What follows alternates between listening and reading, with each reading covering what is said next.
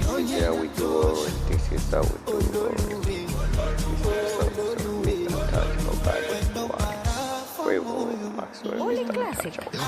Itwa ndugu lawama, mfano wa waliokwama, mtu asiye na maana, wa kuchekwa, kudharauliwa, ila Mungu ana maguvu Bwana. Leo nikipita wanaitana, sangoja nami niwaite, niwape siri, kweli ni kwamba bila Mungu mimi bila.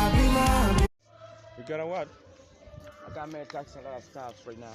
So, what did you choose like now? You know, what are you just doing?